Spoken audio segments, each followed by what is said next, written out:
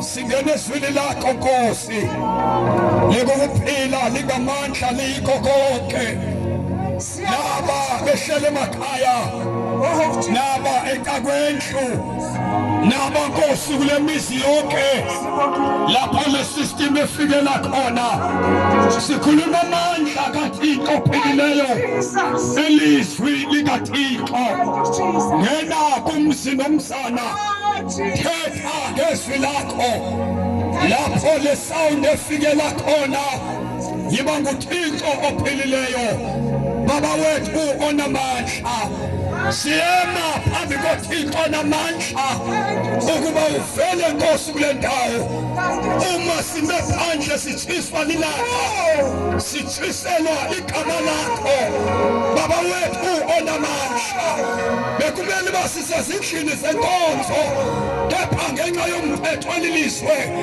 asikhange sofika ezindlini kodwa igama lakho sisiqalela uba sawulinqula baba wethu onamandla onke siyathandaza ke thatha indawo egameni likaJesu waseNazaretha usisa abantu bakho sivule indlebe zethu sokuliva Nkosi izwi lakho ngegama likaJesu Kristu waseNazaretha siyabonga moyingcwele sidedela kuwe konke egameni likaJesu Kristu waseNazaretha siyabonga udumo lwakho imbeko inhlonipho ngegama leNkosi yethu Yesu Kristu waseNazaretha.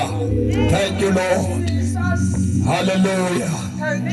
Singahlala phansi sibulise otata emakhaya sibulise omama emakhaya sibulise bonke abantu yelihle igama leNkosi yethu Yesu Kristu. Amen.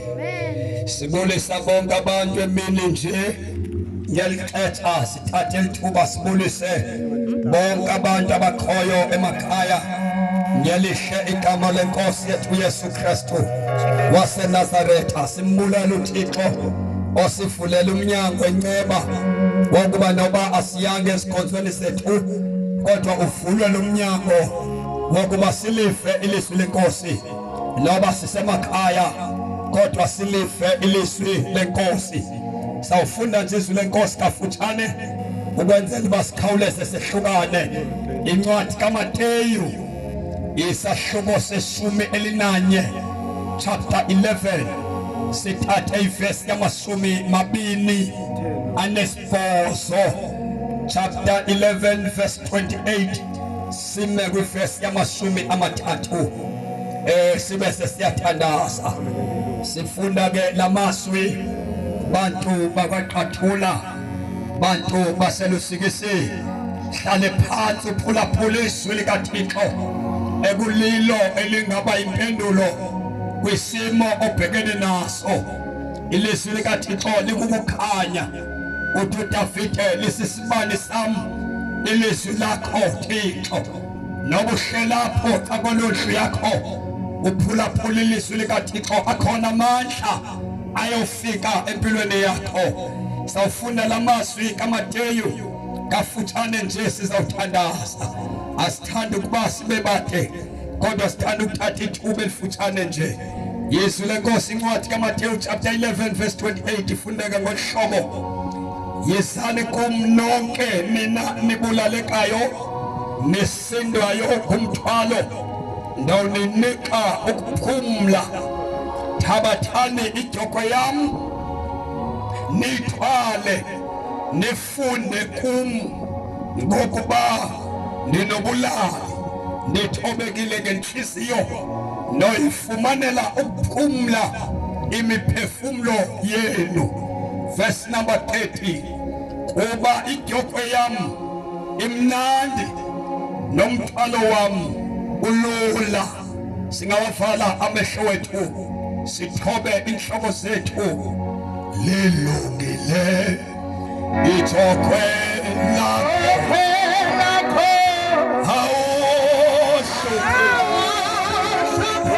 umthwalo wakho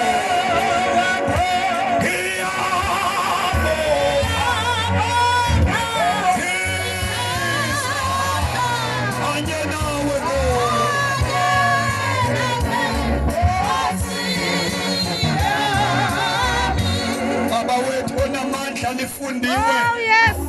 uthohlabelelayo lakutyhilwa ilizwi lakho masibuve ubuncoko bakho ncokola nabantu bakho ngokuba ilizwi lakho liyancokola nomntu baba wethu onamandla lapho le sound efika khona ncokola behamba ngendlela ncokola behlele ezindlini ncokola wena simakade wena Jehova sebawuthi awuthetha uncokolisa umuntu iyatshintsha impilo yakhe kuyangena ukuphila kulo muntu obe nenhlahla yokuncokoliswa kuwe sikhulula amandla amakathwale le ndawo yonke ngegama likaJesu waseNazaretha enkosi moyigcwele siyabonga sithethela wena ngezwi lakho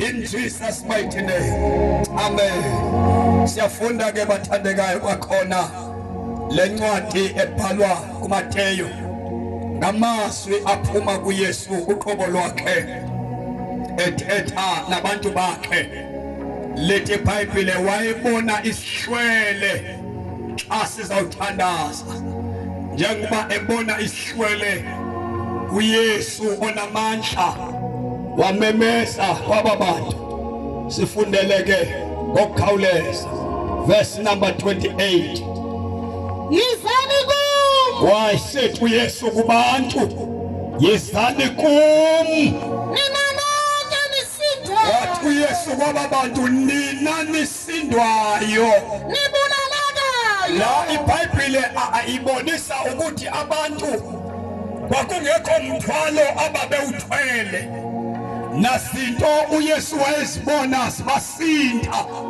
kodwa uYesu umemeza ebantwini abahleli ngolhlobo ehleli ngayo uthi izani kum nina nisindwayo ngokuba abantu abasindwayo abancedwa ngabanye abantu kodwa umuntu xa isindwa uncedwa ngulowo wayemenzile. Uyamemeza uYesu akukho mthwalo bawuthweleyo abantu basihlalele uthi uYesu izani kum nina nisindwayo ukuba niyasindwa uYesu uthi izani kum funda yizani kum nina nonke nisindwa nibulaleka uthi uYesu ndiyawunika uphumla laba bantu ababonakali bethwele izinto ngoba bakhona abantu esike sithi kasibajongile sithi sihlalela ukuba ngabo kanti bathwele umthwalo uma umuntu simbona nemoto lobe nomuso omhle lobe nemali yonke lobe efundile sicingela uba lo muntu uphumle kodwa uJesu uyamemeza